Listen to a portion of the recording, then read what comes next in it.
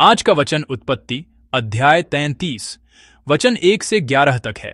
आइए हम साथ मिलकर पढ़ें। याकूब ने आंखें उठाकर यह देखा कि एसाव 400 पुरुष संग लिए हुए चला आता है। तब उसने बच्चों को अलग अलग बांट कर लिया और राहेल और दोनों दासियों को सौंप दिया, और उसने सबसे आगे लड़कों समेत दासियों को, उसके पीछे लड़कों समेत लिया को और सबके पीछे राहेल और यूसुफ को रखा। और आप उन सब के आगे बढ़ा और 7 बार भूमि पर गिर के दंडवत की और अपने भाई के पास पहुंचा। तब एसाव उससे भेंट करने को दौड़ा और उसको हृदय से लगाकर गले से लिपटकर चूमा। फिर वे दोनों रो पड़े।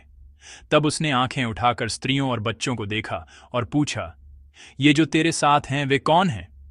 उसने कहा, ये तेरे दास के लड़के हैं, जिन्हें परमेश्वर ने अनुग्रह करके मुझको दिया है। तब लड़कों समेत दासियों ने निकट आकर दंडवत किया। फिर लड़कों समेत लिया निकट आई और उन्होंने भी दंडवत किया। अंत में यूसुफ और राहेल ने भी निकट आकर दंडवत किया। तब उसने पूछा, तेरा यह बड़ा दल जो मुझको मिला, उसका क्या प्रयोजन है? उसने कहा, यह कि मेरे प्रभु की अनुग्रह की दृष्टि मुझ पर हो। एसाव ने कहा, हे मेरे भाई, मेरे पास तो बहुत है, जो कुछ तेरा है वह तेरा ही रहे।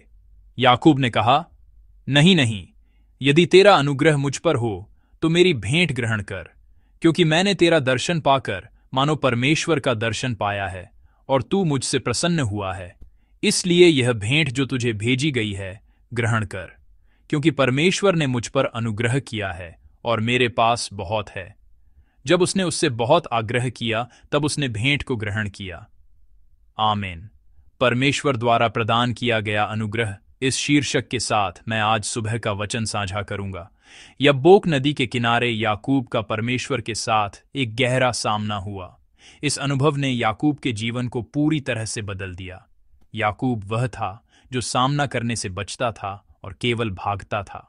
परमेश्वर से कुश्ती लड़ने और उनका सामना करने के बाद याकूब को न केवल अपनी समस्याओं का बल्कि स्वयं का भी सामना करने की शक्ति मिली, और वह उनसे भागने के बजाय डटकर खड़ा होना सीख गया। आज के पाठ में आखिरकार दोनों भाई फिर से मिलते हैं। इस पुनर्मिलन के दृश्य में हम एक पूरी तरह से बदले हुए याकूब से मिलते हैं। आइए हम दूसरा और तीसरा पद एक साथ पढ़ें। आइए एक साथ पढ़ें। और उसने दासियों और उनके लड़कों को सबसे आगे लिया और उसके लड़कों को उनके पीछे, और राहेल और यूसुफ को सबसे पीछे रखा। और वह स्वयं उनके आगे बढ़ा और अपने भाई के पास पहुंचने तक भूमि पर गिरकर 7 बार दंडवत किया। आमीन। क्या आपने याकूब में आए बदलाव को देखा? यदि हम कल के पाठ में याकूब की स्थिति और आज के पाठ में याकूब की स्थिति की तुलना करें तो हम देख सकते हैं कि याकूब की जगह अब पूरी तरह से बदल गई है। कल वह अपने परिवार और जानवरों को आगे भेजकर खुद सबसे पीछे छिपा हुआ था, लेकिन आज के पाठ में याकूब पूरे समूह के सबसे आगे चल रहा है। तीसरे पद में लिखा है, और वह स्वयं उनके आगे बढ़ा। यह याकूब की बदली हुई स्थिति को दर्शाता है। जो याकूब पहले सबसे पीछे रहकर मौका मिलते ही अपनी जान बचाने के लिए भागने की फिराक में था, अब वही याकूब सबके आगे चल रहा है। इन दो तस्वीरों के बीच पनीएल का अनुभव है। याकूब ने पनीएल का अनुभव करने के बाद यह स्वीकार किया, मैंने परमेश्वर का साक्षात दर्शन किया, फिर भी मेरा प्राण बच गया। परमेश्वर का सामना करने और जीवित बच जाने के अनुभव ने उसे एसाव का सामना करने के लिए निडर बना दिया। जो व्यक्ति सबसे पीछे भागने की फिराक में था, वह सबसे आगे चलने वाला एक साहसी व्यक्ति बन गया। परमेश्वर से गहराई से मिलना इतना महत्वपूर्ण है। परिस्थिति में कोई बदलाव नहीं हुआ है, वह वैसी ही है। एसाव 400 लोगों को लेकर आ रहा है। पनीएल के अनुभव के बाद भी 400 लोग 200 नहीं हुए और न ही 50 हुए। उसे अब भी अपने जुड़वां भाई एसाव से मिलना है, जो 400 लोगों को लेकर आ रहा है और जो पहले उसे मार डालना चाहता था। यह परिस्थिति वैसी ही है, लेकिन उस परिस्थिति में याकूब की अपनी दशा बदल गई। क्योंकि याकूब का मन बदल गया था, इसलिए उसकी जगह भी बदल गई। परमेश्वर से मिलने से पहले और परमेश्वर से गहराई से मिलने के बाद का जीवन इसी तरह बदल जाता है। इस तरह बदले हुए याकूब ने आखिरकार अपने भाई से मुलाकात की। आश्चर्यजनक रूप से दोनों भाइयों का यह मिलन शांतिपूर्वक हुआ। आइए हम चौथा पद एक साथ पढ़ें। तब एसाव उससे भेंट करने को दौड़ा और उसे हृदय से लगाकर गले मिला और चूमा, और वे दोनों रो पड़े। आमीन।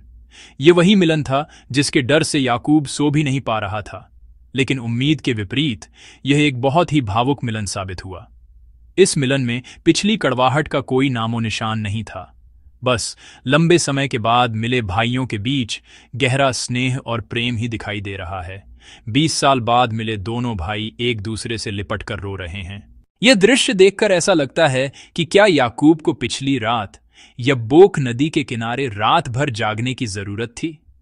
क्या उसे इतनी कुश्ती लड़ने की जरूरत थी? जब उसने सुना कि एसाव 400 लोगों के साथ आ रहा है, तो क्या उसे इतना डरने और व्याकुल होने का कोई कारण था? प्रिय भाई बहनों, जब परमेश्वर हस्तक्षेप करते हैं तो ऐसा ही होता है।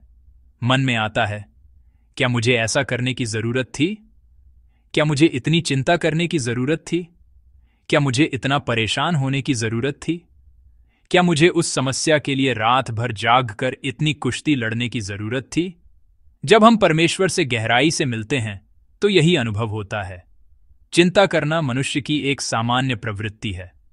लोग भविष्य में होने वाली बातों के लिए चिंता करते हैं।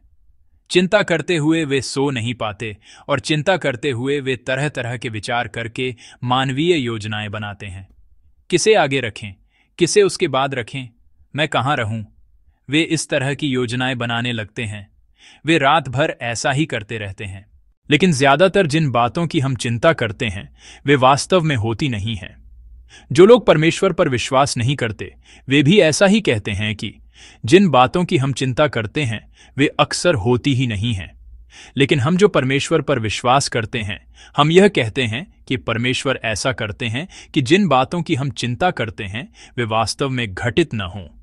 परमेश्वर ऐसा करते हैं कि जिन बातों की हम चिंता करते हैं वे वास्तव में घटित न हों। क्या आप विश्वास करते हैं? परमेश्वर ऐसा करते हैं। जब लाबान इस गुस्से में याकूब का पीछा कर रहा था कि वह उसे बिना बताए भाग आया है, तब परमेश्वर लाबान के सपने में प्रकट हुए और परमेश्वर ने लाबान को कठोरता से आज्ञा दी, याकूब को कुछ भला बुरा न कहना। याकूब से मिलने पर लाबान ने कहा, परमेश्वर मेरे सपने में इस प्रकार प्रकट हुए, और अपने गुस्से को शांत करके याकूब के साथ एक वाचा बांधी और उसे जाने दिया। परमेश्वर ने मामा लाबान और याकूब के बीच की समस्या का समाधान किया। जब परमेश्वर हस्तक्षेप करते हैं तो समस्या का समाधान हो जाता है। हमें ऐसा महसूस होने लगता है, यह कब हुआ? मैंने व्यर्थ ही चिंता की।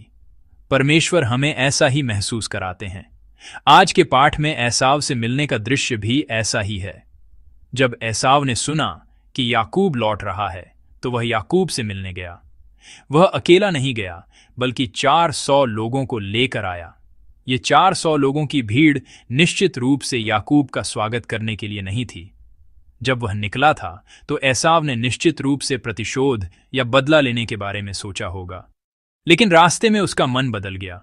जैसे लाबान का मन याकूब का पीछा करते हुए रास्ते में बदल गया था, वैसे ही एसाव का मन भी याकूब से मिलने आते समय रास्ते में बदल गया होगा। हम इसका कारण केवल अनुमान लगा सकते हैं, लेकिन लाबान की तरह ही परमेश्वर ने सीधे एसाव के जीवन में हस्तक्षेप किया होगा। जिस परमेश्वर ने लाबान के साथ शांतिपूर्वक समाधान करवाया था, उसी परमेश्वर ने एसाव के साथ भी शांतिपूर्वक मेल मिलाप करवाया। परमेश्वर ने हस्तक्षेप किया। मैं विश्वास करता हूं कि सारा इतिहास परमेश्वर के हाथों में है।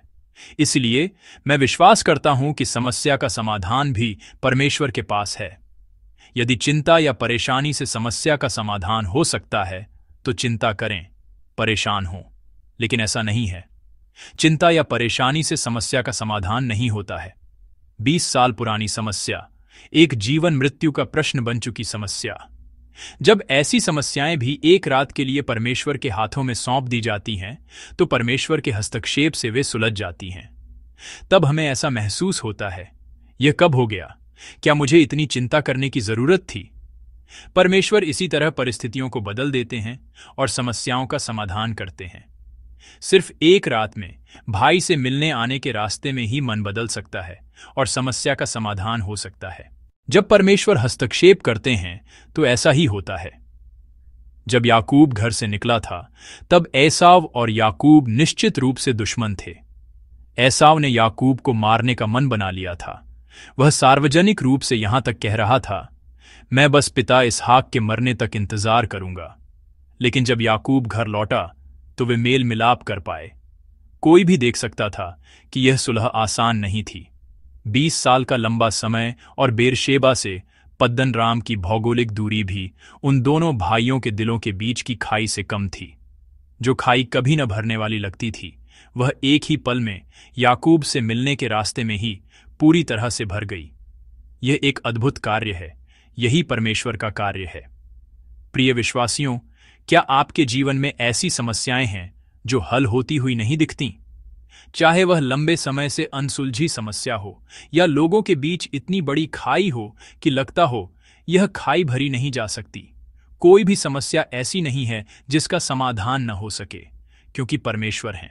जब हमारे परमेश्वर हस्तक्षेप करते हैं तो चाहे कितनी भी पुरानी समस्या क्यों न हो, वह एक रात में हल हो सकती है। चाहे कितनी भी बड़ी खाई क्यों न हो, वह एक पल में भरी जा सकती है। समस्या यह है कि हमें खुद को बदलना है। हमें इस विश्वास के साथ खुद को बदलना होगा कि जब समस्या परमेश्वर के सामने लाई जाती है तो वह सुलझ सकती है।